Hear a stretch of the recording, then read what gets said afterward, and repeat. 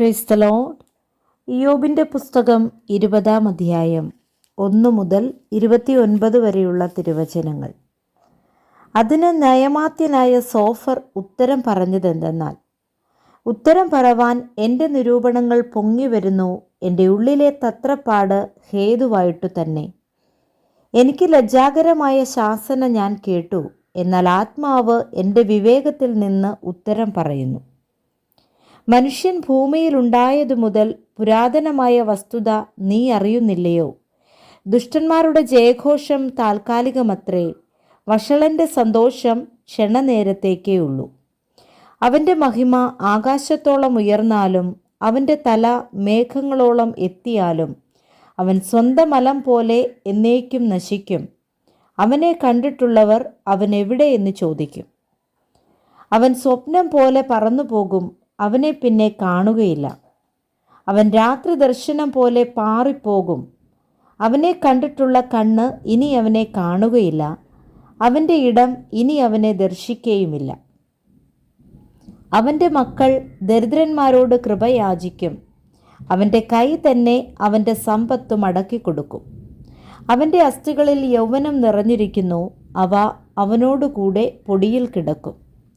ദുഷ്ടത അവൻ്റെ വായിൽ മധുരിച്ചാലും അവനത് നാവിൻ കീഴെ മറച്ചു വെച്ചാലും അതിനെ വിടാതെ പിടിച്ച് വായ്ക്കകത്ത് സൂക്ഷിച്ചു വെച്ചാലും അവൻ്റെ ആഹാരം അവൻ്റെ കുടലിൽ പരിണമിച്ച് അവൻ്റെ ഉള്ളിൽ സർപ്പവിഷമായിത്തീരും. അവൻ സമ്പത്ത് വിഴുങ്ങിക്കളഞ്ഞു, അത് വീണ്ടും ഛർദ്ദിക്കേണ്ടി വരും. ദൈവം അത് അവൻ്റെ വയറ്റിൽ നിന്ന് പുറത്താക്കിക്കളയും. അവൻ സർപ്പവിഷം നുകരും, അണലിയുടെ നാവ് അവനെ കൊല്ലും. തേനും പാൽപ്പാടയും ഒഴുകുന്ന തോടുകളെയും നദികളെയും അവൻ കണ്ടു രസിക്കയില്ല. തൻ്റെ സമ്പാദ്യം അവൻ അനുഭവിക്കാതെ മടക്കിക്കൊടുക്കും. താൻ നേടിയ വസ്തുവകയ്ക്ക് ഒത്തവണ്ണം സന്തോഷിക്കുകയുമില്ല. അവൻ ദരിദ്രന്മാരെ പീഡിപ്പിച്ച് ഉപേക്ഷിച്ചു, താൻ പണിയാത്ത വീട് അപഹരിച്ചു. അവൻ്റെ കൊതിക്ക് പദം വരായകയാൽ അവൻ തൻ്റെ മനോഹര ധനത്തോടുകൂടെ രക്ഷപ്പെടുകയില്ല. അവൻ തിന്നുകളയാതെ ഒന്നും ശേഷിപ്പിക്കുകയില്ല, അതുകൊണ്ട് അവൻ്റെ അഭിവൃദ്ധി നിലനിൽക്കുകയില്ല. അവൻ്റെ സമൃദ്ധിയുടെ പൂർണ്ണതയിൽ അവന് ഞെരുക്കമുണ്ടാകും. അരിഷ്ടന്മാരുടെ കൈയൊക്കെയും അവൻ്റെ മേൽ വരും.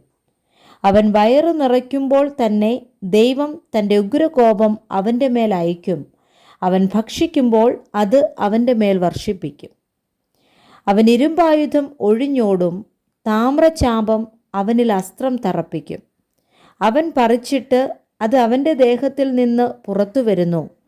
മിന്നുന്ന മുന അവൻ്റെ പിത്തത്തിൽ നിന്ന് പുറപ്പെടുന്നു. ഘോരത്വങ്ങൾ അവൻ്റെ മേലിരിക്കുന്നു. അന്ധകാരമൊക്കെയും അവൻ്റെ നിക്ഷേപമായി സംഗ്രഹിച്ചിരിക്കുന്നു. ആരും ഊതാത്ത തീക്ക് അവൻ ഇരയാകും. അവൻ്റെ കൂടാരത്തിൽ ശേഷിച്ചിരിക്കുന്നതിനെ അത് ദഹിപ്പിക്കും. ആകാശം അവൻ്റെ അകൃത്യത്തെ വെളിപ്പെടുത്തും, ഭൂമി അവനോട് എതിർത്തു നിൽക്കും.